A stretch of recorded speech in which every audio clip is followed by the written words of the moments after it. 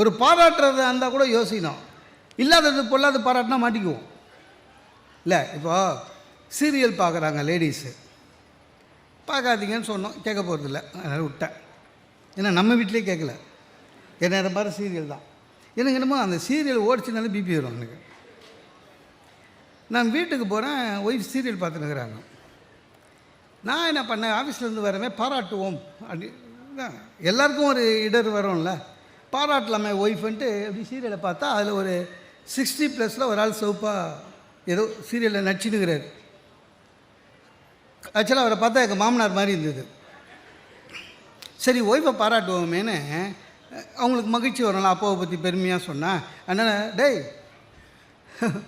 அது உங்கள் அப்பா மாதிரியே இல்லை அப்படின்னா அவள் மகிழ்ச்சி அடைவான்னு நினச்சி சார், உல்ட்டாவாயிடுச்சு. உங்கள் அப்பா மாதிரி இல்லைண்ணே, திடீர்னு என் ஒய்ஃபு பேய் பூச்சா மாதிரி இருந்தா. அப்போ எங்கள் அப்பா நான் பைத்தியமா அப்படின்னா, அந்த சீரியல் அந்த கேரக்டர் பைத்தியமா சார் எனக்கு தெரியாது. எங்கள் அப்பா பைத்தியமா, ஆக்சுவலாக அவர் உண்மையிலே பைத்தியமானா மாட்டிச்சு. அதாவது சிந்திக்காமல் பாராட்டுறேன்னு போய் 2 நாள் ஆச்சு சண்டை முடிக்கிறதுக்கு. எல்லாமே அப்படி தான். உதவி செய்கிறோம், நிறைய பேர் உதவி செய்கிறேன்னு மாட்டிப்போம், பார்த்துக்கிறீங்களா? எதுக்குன்னா சிந்தனை முக்கியம்.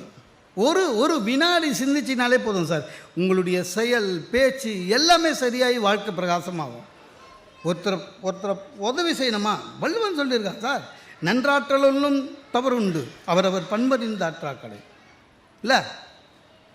நான்லாம் ஏதாவது சேவை செய்யணும்னு நினச்சி இந்த செங்கல்பட்டு மதுராந்தகத்துக்கு நடுவில் ஒரு ஆதரவற்ற முதியோர் இல்லம் இருக்குது. உண்மையிலேயே ஆதரவற்றவர், அவங்களுக்கு பசங்க யாரும் கிடையாது. ஒரு எப்படியும் ஒரு 80 பேர் இருப்பாங்க, எல்லாம் 65+ தான். அந்த நம்மளால் முடிஞ்சது மாதம் கேஷ் கொடுக்க முடியாது. அதனால் நான் என்ன பண்ணுவேன், எப்போவுமே இந்த சனி ஞாயிறெல்லாம் நமக்கு கூட்டம் இருக்கும். கூட்டம் இல்லாத சனி ஞாயிறு இருந்ததுன்னா நானே என் சொந்த செலவில் கார் பெட்ரோல் போட்டுன்னு அங்கே போய் அந்த பெரியவங்களெல்லாம் உட்கார வச்சு ஒரு 1 hour பேசுவேன், சிரிப்பாங்க. என்னால் முடிஞ்ச சேவை அவ்வளோதான். நீங்கள் நம்ப மாட்டீங்க, கொரோனா காலத்தில் பாஸ் வாங்கிட்டு போய் பேசியிருக்கேன். என்னால் முடிஞ்ச சேவை அவ்வளோதான். நல்லா தான் போயிட்டு இருந்தது. அங்கே ஒன்றும் கிடைக்காது, அவங்களாம் ஆசீர்வாதம் பண்ணுவாங்க, வாங்கிட்டு வந்துடணும், பேமெண்ட் கிடையாது, ஒன்றும் இல்லை, சேவை. ஒரு 4 மாதம் முன்னாடி போனேன், பேசினேன். ஒரு பெரியவர் கூப்பிட்டார், போனேன், தலையில் கை வச்சார், நல்லா அவர் நீ வர அன்றைக்கி ரொம்ப நாங்கள் சந்தோஷமாக இருக்கோம், நீ போயிடுவல்ல, போயிட்ட பிறகு நீ என்ன சொன்னியோ அதெல்லாம் நாங்கள் சொல்லி சிரிச்சுப்போம், ரொம்ப சந்தோஷம் அப்படின்னாரு. ரொம்ப நன்றிங்க ஐயான்னு. அடுத்தது சொன்னார், ஆனால் உங்கள்கிட்ட ஒரு கெட்ட பழக்கம் அப்படின்னாரு.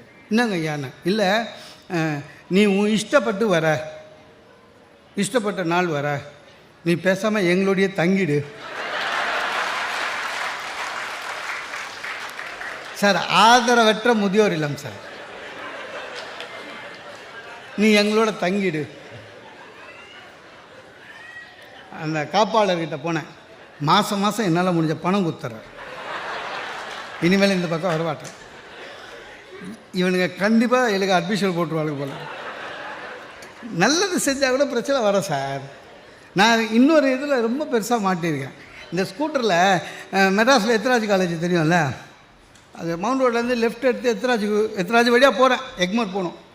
அப்போ பார்த்தா ஒரு பொண்ணு காலேஜ் கேர்ள், என் கண்ணு எதிர்க்க ஒருத்தன் பைக்கில் அந்த ஹேண்ட்பேக்கை பிடின்னு போகிறான், பைக்கில் போயிட்டான். நான் போகிறோம், அங்கிள் என்னம்மா பேக்கை பிடின்னு போயிட்டான் அங்கிள். ரொம்ப பாவமாக இருந்தது. Second year படிக்குதான்.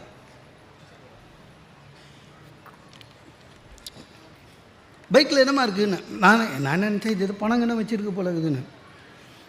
ஆக்சுவலாக அந்த பொண்ணு காலேஜ் ஐடி கார்டு உள்ளே இருக்குது, புக்ஸு உள்ளே இருக்குது, பர்ஸு உள்ளே இருக்குது, லைப்ரரி கார்டு உள்ளே இருக்குது. அந்த பொண்ணு அதுக்கெல்லாம் கவலைப்படல, என் மொபைல் போயிடுச்சு சார் அங்கிள், என் மொபைல் எடுத்து போயிட்டான்ச்சு. நான் சொன்னேன், நான் கவலைப்படாத, இப்போல்லாம் போலீஸில் ஜிபிஎஸில் கண்டுபிடிச்சிடுவாங்க, நீ வா ஸ்டேஷனில் போய் கம்ப்ளைண்ட் கொடுக்கலான்னு. நல்லது செய்கிறேன்னு ஸ்டேஷனுக்கு போனேன். என் கெட்ட நேரம் அந்த இன்ஸ்பெக்டருக்கு எனக்கு தெரியல. இந்த பொண்ணு போச்சு, சார் நான் என்ன, இந்த அம்மா காலேஜ் படிக்கிறாங்க, ஒரு பையன் பைக்கில் தூக்கின்னு போயிட்டான். அப்படி நான் சொல்கிறேன்.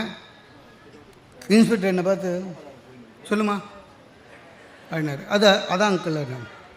இது திருப்பி என்கிட்ட பார்த்து எங்கடா உன் கூட வந்தவன் அப்படின்னாரு. கூட வந்தவனா? அந்த பொண்ணு சொல்லுது, நோ சார், இது எல்லாம் கூட்டுக்கலவானிங்க. 2 பயப்பில் வருவான், ஒருத்தன் பைய தூக்குவான், இன்னொருத்தன் கூடவே இருந்து அங்கே என்ன நடக்குதுன்னு பார்த்துட்டு அவனுக்கு இன்ஃபர்மேஷன் கொடுப்பான், அப்புறம் போய் பிரிச்சுப்பானுங்கண்ணா.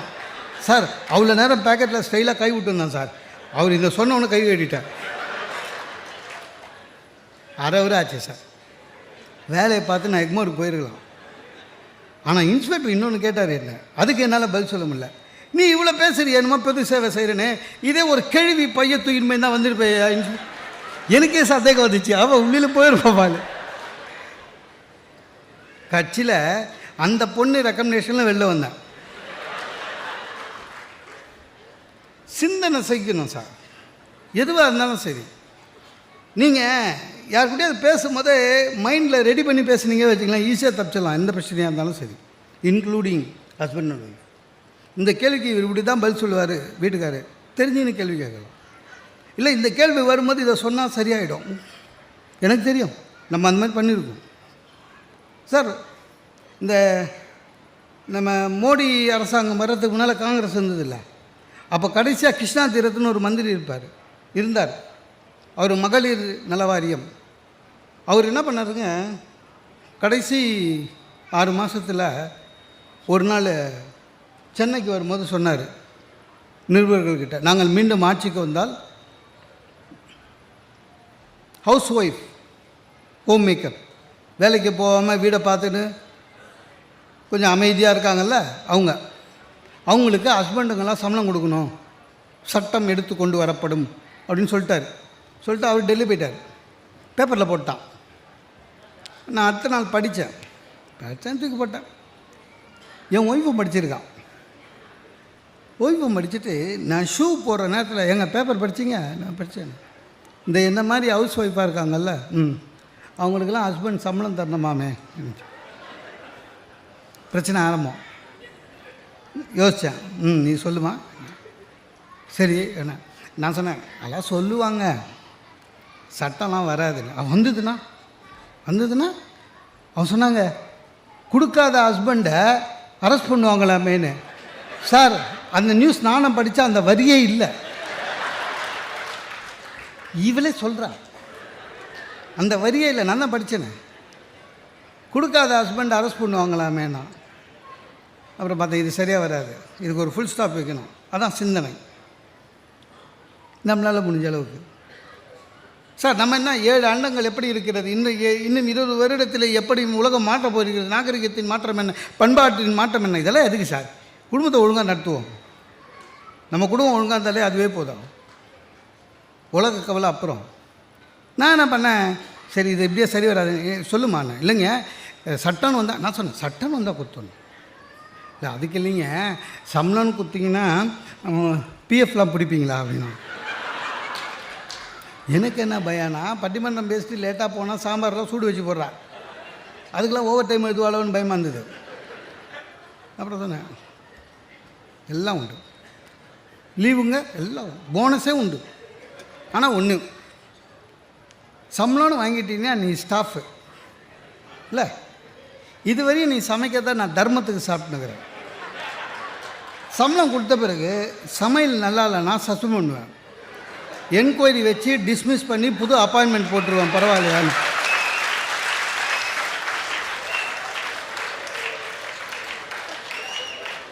அதுக்கப்புறம் அதை பற்றி பேச்சே இல்லை. ஒருவேளை அந்த சட்டம் வந்ததுனாலும் அவள் கவலைப்பட மாட்டான். அதான் சார் சிந்தனை. சில இடத்துல நம்ம சிந்திக்காமல் பேசி நம்மளே மாட்டியிருக்கோம் சார்.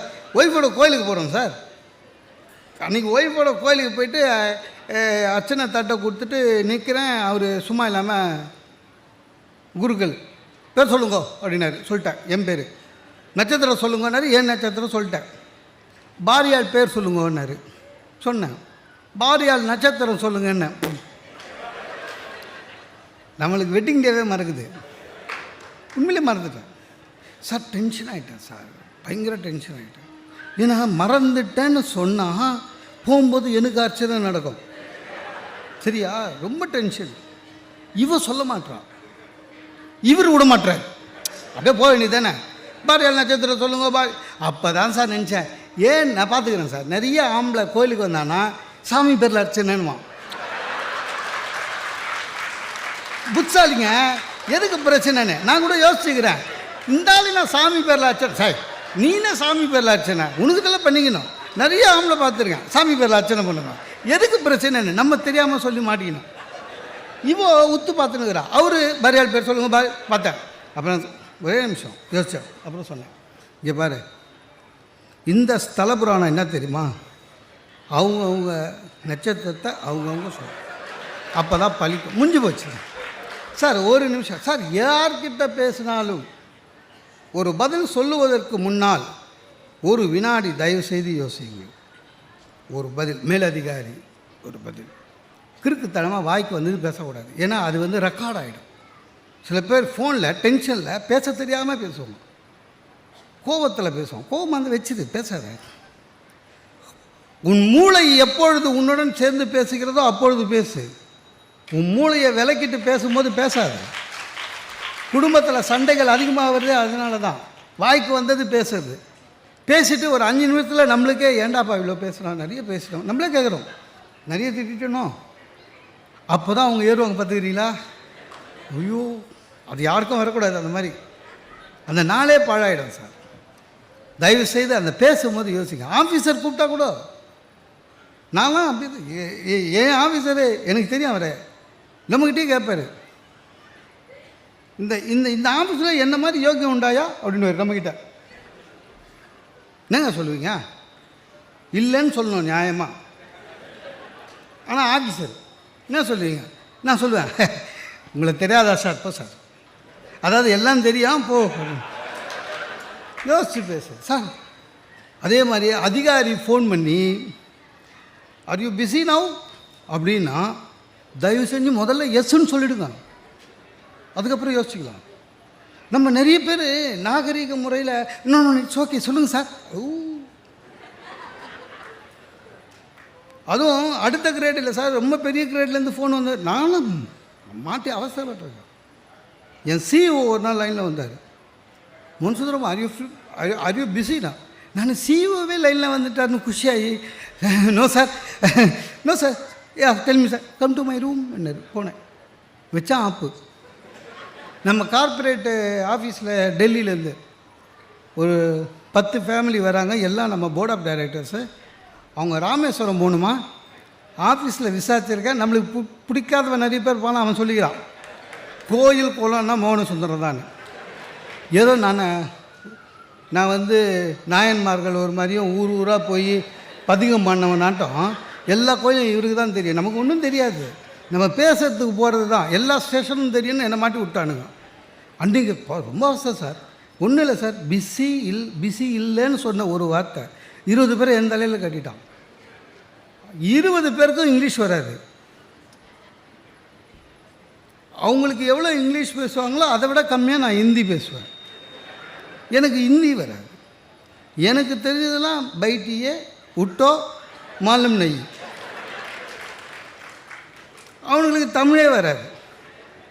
பிள்ளையார்பட்டிக்கு கூட்டியும் போய், ராமேஸ்வரத்துக்கு கூட்டியும் போய் அவங்கள கெஸ்ட் ஹவுஸில் தங்க வச்சு ஒவ்வொருத்தனுக்கும், அதாவது காது வலிக்கும், வாய் வலிக்கும், என்ன பேசுகிறோம் அவனுக்கு புரியாது, சைகை அபிநயம் எல்லாம்.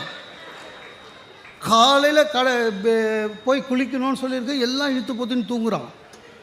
ஒரு கதுவாக தட்டி ஓஷன் மந்திர்கிலியே ஓஷன் ஸ்டானா எல்லாம். அவங்களுக்கு கொஞ்சம் இருக்கணும்ல சார். கடலில் குளிக்க போகிறவன் எப்படி சார் வருவான்? ஏதோ இன்டர்வியூக்கு போகிற மாதிரி வரானுங்க. வாட்சு மோதிரம் அவங்க எல்லாம் வாங்கி, ஷூ வாங்கி, செருப்பு வாங்கி, சாக்ஸை வாங்கி எல்லாத்தையும் வச்சு போய் குளிங்கடா, போய் ஒரு முக்கிட்டு வாங்கடான்னு. அதில் இன்னொரு விசேஷம்னா ஒருத்தன் கண்ணாடியோடு போயிட்டான். முங்கியன்னா கண்ணாடி போயிடுச்சு. அவன் என்ன பார்த்து கிளாஸ் போக்குறான். அது இன்னும் யாழ்ப்பாணம் போயிருக்கேன் வா நீங்கள். அப்புறம் ஒரு ஐயரை கூப்பிட்டு இதெல்லாம் பண்ணணும், சங்கல்பம் பண்ணோன்னா ஒரு ஐயரை கூப்பிட்டு இவனுக்கு 10 பேரையும் உட்கார வச்சேன். அவர் திருப்பி சொல்லணுன்றது அதுவே சொல்ல தெரியல இவனுங்களுக்கு. நான் சொன்னேன், நான் சொல்கிறேன் அதே மாதிரி சொல்லுங்கன்னு. 2 வார்த்தை சொன்னேன் சார். மீதி 4 பேர் யாரோ பிரயாணிங்க 4 பேர் வந்து சார் எங்களுக்கு சேர்த்து செய்யுங்கன்றான். நான் தான் சங்கல்பம் செய்கிற மாதிரி. ரொம்ப கொடுமை சார். அதில் அங்கே உங்களுக்கு தெரியாது, ராமேஸ்வரத்தில் நிறைய புண்ணிய தீர்த்தம்னு கிணறு இருக்கும். அது எந்த காலத்து கிணறோ, ஆன்மீகம் உண்டு வேணும் தான். அதில் சும்மா இப்படி வாங்கி அப்படி பண்ணோம், இல்லை தள்ள. ஒரு ஆள் வந்தவன்ல டம்ளராக ஒவ்வொரு கிணத்துல இருக்கிற தண்ணியும் குடித்தான். அதனோட எஃபெக்ட் 2 ஹவர்ஸில் தெரிஞ்சுது. Loose motion. அவனை அங்கே இருக்கிற நர்சிங் ஹோமில் சேர்த்து 2 ஐவியை ஏற்றி, ஐயோ தலைவலிங்க. அந்த போகும்போது ஒரு வார்த்தை சொன்னாங்க, சுக்ரியான்னு. ஓகே அமிச்சிட்டார்.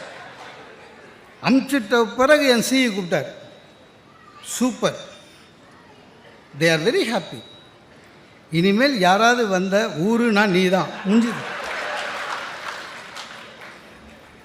அதெல்லாம் பரவாயில்லைங்க. இது போயிட்டு வர்றதுக்கு 3 நாளுங்க ஆன் டியூட்டி. வீட்டுக்கு வந்தேன். என் ஒய்ஃபு கேட்டாங்க, நம்ம கூட ராமேஸ்வரம் போனோங்க. நான் சொன்னேன், எது ஒன்றா பேசு, அந்த வார்த்தை பேசாது. எனக்கு இந்த ராமேஸ்வரில் கெட்ட வார்த்தை மாதிரி காதில் நோ பண்ணு. அதுக்கு என் ஒய்ஃப் சொல்கிறா, ஊரில் இருக்கிற யார் ஒய்ஃபையோ இட்டுன்னு போகிறீங்க, என்ன இட்டு போங்க. நான் செஞ்ச ஒரே தப்புன்னா, பிஸியா? No sir. அதே மாதிரி வாக்குறுதி கொடுக்குறீங்களா, ஜாகிரதையாக கொடுக்கணும். அது யாராக இருந்தாலும் சார். ஒருத்தருக்கு ப்ராமிஸ் பண்ணும்போது யோசிங்க. உடனே உணர்ச்சி வசப்பட்டு நான் இருக்கேன் காப்பாற்றுறேன் அப்படின்னா ஒரு 500 ரூபா கொடுக்கணும். உணர்ச்சி வசப்பட்டு வீட்லேயே. என் பையன் சின்ன பையனாக இருக்கும்போதெல்லாம் ஒரு 7 வயசு வீட்டுக்கு வந்தோன்னா ஒய்ஃபு ரொம்ப டென்ஷனாக இருப்பாங்க. என்னென்ன சமையல் பண்ணணும், இது பண்ணணும், அது பண்ணணும், குழந்தைய பார்த்துக்கணும். ஒரு ஆள் எவ்வளோ வேலையை பார்த்துக்குது. நானும் யோசித்தேன் ஒரு நாள், சிச்சி பாவம், சமையல் பண்ணணும், துணி துவைக்கணும், எல்லாம் பண்ணுறாங்க, குழந்தையும் பார்த்துக்கிறாங்கன்னு. ஆனால் சிந்திக்காமல் என்ன பண்ண, ஒரு வாக்குறுதி கொடுத்தேன். என்னென்னு, நான் 5 மணிக்கு ஆஃபீஸ்லேருந்து வரேன்ல, குழந்தைய அதுக்கப்புறம் நான் பார்த்துக்கிறேன்னு. ஃபினிஷ்ட். அப்புறம் தான் சார் தீவிர புலன் விசாரணையில் உண்மைலாம் தெரிஞ்சுது.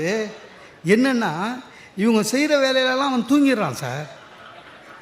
அவன் தூங்கி 5 மணிக்கு ஃப்ரெஷ்ஷாக வாழ்தனம் காமிக்கிறதுக்கு ரெடி ஆகலாம் பாரு, அப்போ தான் நம்மக்கிட்ட வரான். இவங்க 5 மணிக்கு டிவி கிட்டே போயிடுறாங்க. அவனை தூங்க வச்சிருது மத்தியானம் நல்லா ஃப்ரெஷ்ஷாக.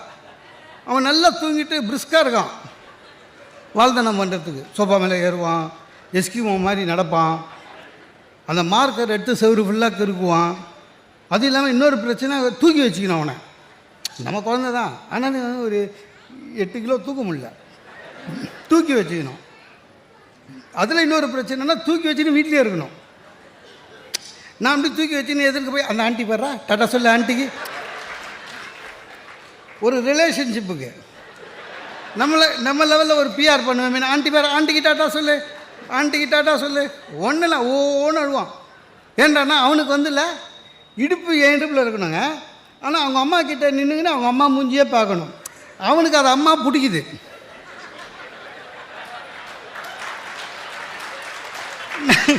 நமக்கு 8 கிலோ கையில் வச்சுன்னு எரிச்சலாகிட்டு அதை மூஞ்சி பார்க்க. எப்போ பாரு குழந்தை தூக்கிங்க, வேடிக்கை காட்டுங்க, குழந்தைய தூக்கிங்க, என்னங்க வேடிக்கை காமிக்குது? அந்த 900 ஸ்கொயர் ஃபீட்டில் வேடிக்கை காட்டுங்க. என்னதான் வேடிக்கை காமிக்குது? டாக்டர் வீட்டுக்கு போனால் கூடங்க டோக்கன் கொடுத்து உட்கார வைப்பாங்கல்ல, குழந்தை கையில் கொடுத்துருவான். குழந்தைக்கு வேடிக்கை காமிக்க. ஏங்க டாக்டர் வீட்டில் என்னங்க வேடிக்கை காமிக்குது? அப்படியே கூட்டி போய் நர்ஸை காமிச்சேன். நர்ஸு பாடுறானே, அவன் அதை பார்த்து ஒன்று அழுகுறான். அவனுக்கு தெரியும் அந்த அம்மா ஊசி குத்தோன்னு, ஏற்கனவே குத்தி இருக்குது. ஒரு கல்யாண வீட்டுக்கு போகுங்க, கல்யாண வீட்டுக்கு போகும்போது என்ன பண்ணுவோம், போகும்போது நல்லா ஏங்க டிஃபன் சாப்பிட்ருங்க முதல்ல, போங்க போங்க, சரி நம்ம மேலே அன்பாக சொல்கிறாளாக்கான்னு போய் சாப்பிட்டு வந்துட்டா சார். சாப்பிட்டீங்களா? அது குழந்த கொடுத்துட்டு அவள் ஜோதியில் ஐக்கியம் போயிடுவான். அதுக்கப்புறம் லஞ்ச் வரையும் காணவே இல்லை. இந்த ஸ்னகின்னு ஒன்று இருக்குதுல்ல, அதை மாட்டி விட்டால் முடிஞ்சு போச்சு அவங்க வேலை. நம்ம எல்லாத்தையும் தூக்கி அலையணும். நான் நம்ப மாட்டீங்க, அந்த கல்யாண வீட்டு வாசலில் வாட்ச்மேன் இருப்பார்ல, அவருக்கு ஒரு சேர் போட்டிருப்பாங்களா, அந்த சேரில் உட்காந்துப்பேன். வாழைத்தண்டு அந்த இதெல்லாம். ஒரு கேள்வி வந்து, இது யார் அப்படின்ச்சு. பையன் அழகாக இருக்கான் அப்படின்னு சொல்லிட்டு சொல்லுது, அம்மா மாதிரியே அப்படின்ட்டு போகுது. அதான் ஆளாளுக்கு கிண்டல் பண்ணுறது. ஒன்றும் வாக்குறுதி கொடுத்தா அது தெளிவாக இருக்கணும்.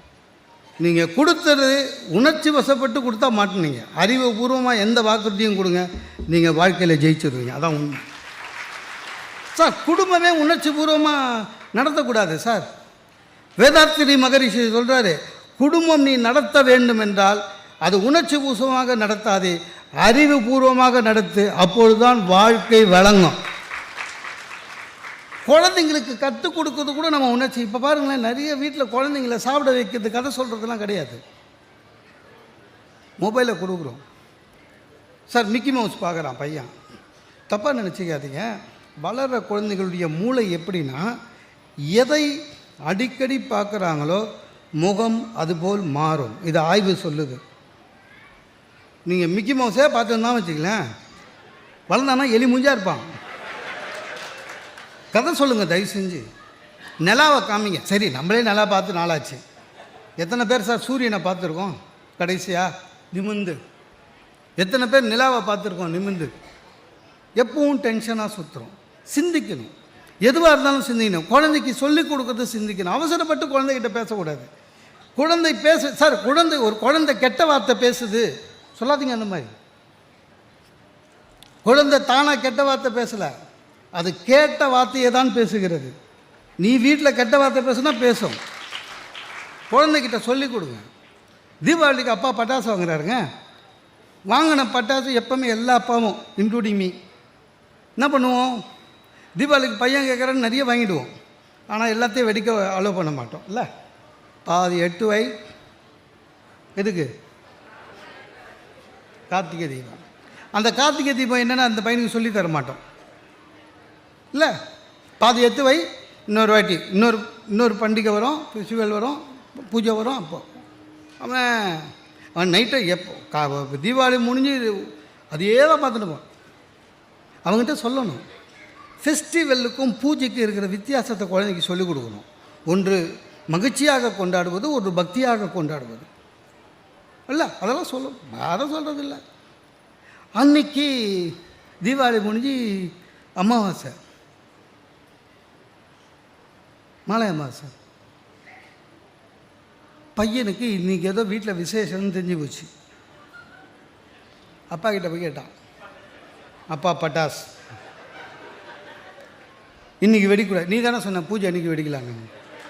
ஏன்னா அவனுக்கு சொல்லித்தரல வெடிக்கக்கூடாது. அப்போ எப்போ தான் வெடிக்கிறது அப்படின்னா, நம்ம தான் உணர்ச்சி வசப்பட்டு பேசுவோமே, நான் செத்தா வெடி போ அப்படின்னா. பையன் சொல்கிறான், அதுக்குள்ளே திருமேன்றான். அவங்க கவலை அதுதான், அதுக்குள்ளே திருமேன்றான்.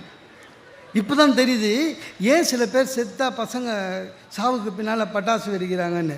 அவங்க அப்பா சொல்கிறத நிறைவேற்றினுங்கிறாங்கன்னு அர்த்தம். சார் எதையுமே சொல்லிக் கொடுக்கணும் சார். வீட்டில் பொய் சொல்கிறது நிறுத்தணும். முதல்ல உணர்ச்சி வசப்பட்டு பொய் சொல்கிறது மாட்டிப்போம்.